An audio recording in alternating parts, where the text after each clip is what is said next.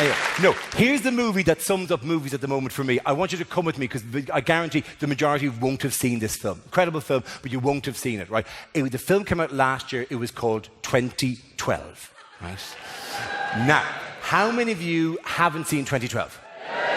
Okay, right, a good number. Right. 2012 was an apocalypse movie. It was an apocalypse, end of the like a disaster movie. It was the most insane, over-the-top, ludicrously apocalyptic movie. Entire cities tilted and fell into lava. It was just ridiculous. You know, obviously, you didn't see us dying, right? That's one of the things about American disaster movies. You know you're dead somewhere in that movie, but you never see it, right? You just see the Hollywood sign and the New York skyline, and they're all destroyed. You never actually see us. I think you could localize them now. You could put a thing in when the DVD comes out. You know when you put a DVD in the first time and it asks you the language you want, like English, Francais, Suomi, and you're always tempted to click on Suomi, to see what play is in Suomi, but you're afraid you'll get trapped in an extras menu in Suomi and not be able to navigate your way back out again. So you chicken out and you press English, right?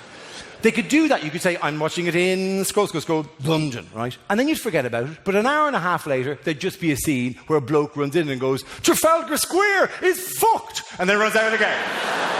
It's one of those. By the way, that line I do everywhere. In every town, I change it for a local landmark. This is the toughest town to do it in, because for the simple reason, it turns out if I go, Leicester Square is fucked, a London crowd just go, yeah, it is really, they really have. They just let it go down so terribly, yeah. So. Anyway, it's a ludicrously over-the-top disaster movie. It is hilarious in its over-the-topness. No plot. Just John Cusack running away from lava for 2.5 hours. And always just slightly ahead of the lava. Oh God, lava! Oh Jesus, lava! Quick, get into the car! He drove off, the lava sped up. Then he gets into a plane, the lava accelerates again. After about an hour and a half of this brinksmanship, you're going, Jesus, John, I'm spotting a pattern here, right? Why don't you hold still for a minute and see what the lava does then? Will it come up to you and go, oh, Jesus, he's called our bluff. Quick, get back down the hole. We got nothing. He's called.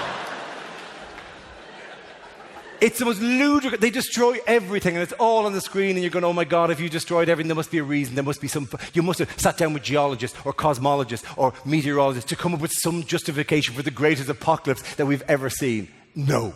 There's one line in one scene at the start of the movie to explain the entire apocalypse, and it's not even repeated to or alluded to, just one line, right? I'm now going to do this for you. This is why you have to come with me a bit, because you won't have seen this, but I will make the scene come alive. It's India. It's a monsoon. A man arrives, clearly in a hurry. He's wearing a suit. He's got a small bag. He's rushed to be here. He's a scientist. He's meeting another scientist. He goes, I came as soon as you called. The other guy in a white coat goes, we've had some incredible results. At which point, this bloke should have gone, well, why didn't you email them to me like we normally do in science these days? Why instead did you compel me to fly from Washington to India? I've been on 9 airplanes. I've watched I Am Legend 14 times. But he doesn't say that. He goes, oh my God, what are they? And this bloke delivers the greatest line in the history of cinema. Some of you won't get this immediately, but trust me, I will explain it. This guy, a physicist, turns to the other physicist and without any shame or compunction goes, the neutrinos have mutated. Now, for the non-nerds here, neutrinos are tiny, subatomic, really, really almost massless particles. They're released in nuclear breakdowns, like in the sun, for example. 500 trillion of them pass through your bodies every second. They can't mutate.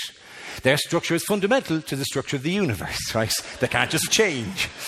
He might as well have gone, the electrons are angry.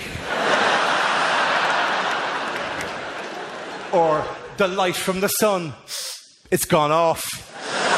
That's how fucking ludicrous it is, right? But he doesn't do this. He goes, the neutrinos have mutated and they're heating up the planet.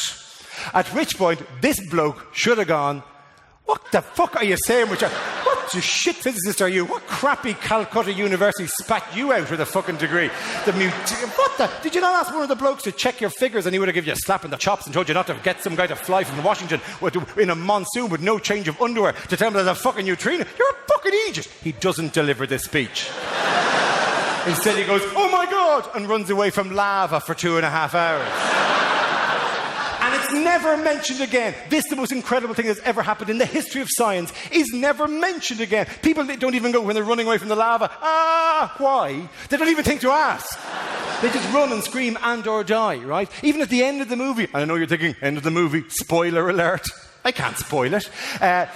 They're on a boat, there's a new dawn, they've all survived. Everyone in the cinema got up and walked out. I was the only idiot in a Curzon in Leicester Square with my arm up going, what happened to the fucking neutrinos?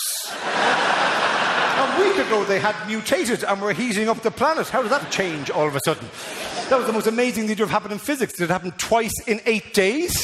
Did they send a note going, sorry about last week, boss was giving me a bit of grief at work, wife was nagging me, I lashed out. Mutated, heated up your planet. Won't happen again. Yours, the neutrinos. How exactly did that threat go away? And then you're kind of going, if you're just going to make shit up, if you're just going to suspend all logic, then go for it. Jesus, go for it, right? If you're just going to go wild, then go wild. With the tiniest of changes, you could have a genuinely amazing movie. Same opening scene. Rain, man, suit, bag, I came as soon as you called. Or the guy goes, we've had some incredible results. This guy goes, what are they? If at that stage, with the tiniest of changes, this bloke had just gone, the Latinos have mutated. And they're heating up the planet. Now, there's a movie. 2.5 hours of running away from Gloria Estefan. Oh no, the rhythm is going to get me. Quick, get into the car. Who's that in the rear view mirror? It's Ricky Martin. Bam, bam, ba-da-da-da-da, all over the world, mariachi bands erupting out of the Earth's core. La cucaracha, bam, ba-da-da-da-da-dum. And the ending. The ending will be the greatest ending in the history of cinema. They're on the boat. It's a new dawn. They've survived the Latino apocalypse of 2012. John Cusack looks at his wife with love in his eyes, and she looks at him with love in her eyes. Then mounting horror as she raises up her arms and she realizes she's got giant, multicoloured ruffled sleeves on and a set of maracas in her hands, and she just goes, tequila! And John Cusack goes, no! The end. Now that's a fucking movie I'd pay money to watch.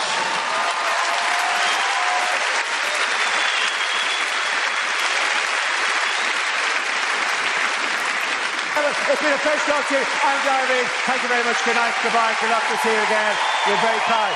You're all legends. I love your work. Thank you very much. Good people. Oh my God. What is that music? Oh my God. What is that Latino beat? Oh no.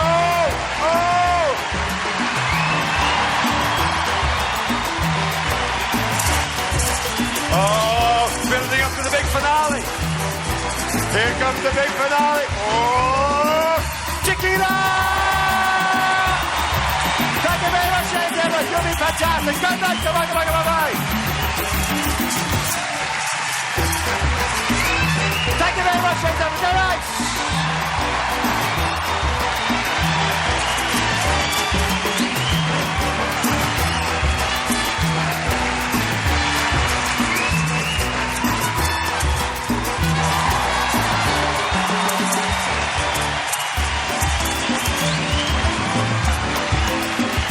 Right, normally this would finish right here, right?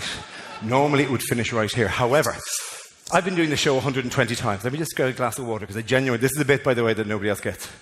Not the drinking water bit, everyone gets that. It's very rare for me not to get a little bit thirsty when I'm roaring and shouting at a crowd for 2 hours, right? Ladies and gentlemen, I've done this show 120 times, right? And in it there are various routines I have done, and I've performed them as much as I could, right? And I thought I've done a very good job, but sometimes I worry I'm a little bit hammy about it. And it would be nice to see some of the lines delivered by a proper professional performer, a proper actor, right? Say, for example, during the 2012 routine, just to see how they'd be delivered by someone who genuinely knew how to. Well, do you know what? Even better, by someone who was in the actual film 2012. How much better would my routine be with the guy who actually delivers the line that I am taking the piss out of night after night after night? So just for tonight, as a little treat, I would like to welcome onto a stage an actor you may know from East is East, or indeed from EastEnders, or currently on Strictly Come Dancing, but most importantly, plays the physicist in 2012, who delivers the magic line. Could you please welcome Jimmy Mystery, ladies and gentlemen, onto the stage?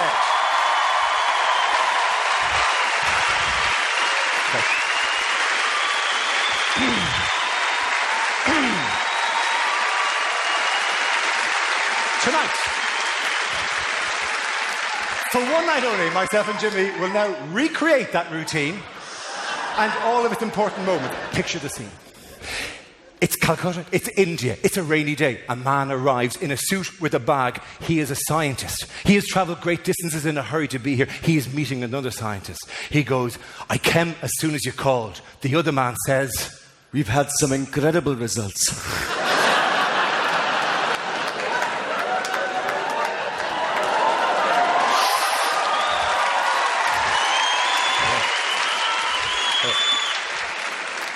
You like that line? Wait till the next one. This scientist, you know, when you email to me, you do right, that bit, right? This scientist goes, what are they?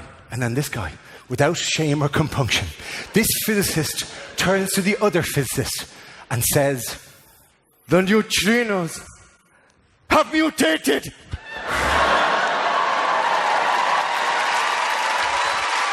That's good. Good. Oh, you're going, what a ridiculous line. He might as well have said, the electrons are angry. Or even, the light from the sun, it's gone off. You're actually doing it better than I do now. How much better would the film be if this was the actual ending? We've had some crowd. This guy goes, what are they? If at that stage, with the tiniest of changes, with the fucking most minuscule, with the most itsy-bitsy tiny weeny of changes. If the physicist said this, the Latinos have mutated.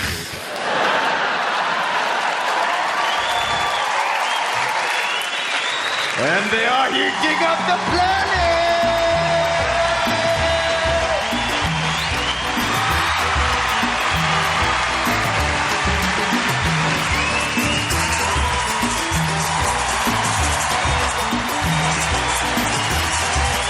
Okay, big finale, big finale. Oh, tequila!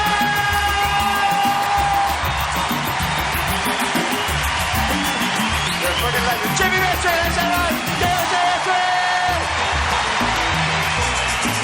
Great job, you're actually star. Thank you very much. Good night, goodbye, good night. See you again. I'm Darby. Good night. Jimmy Mitchell. Thank you very much. Get out of here. Get out of here. Good night.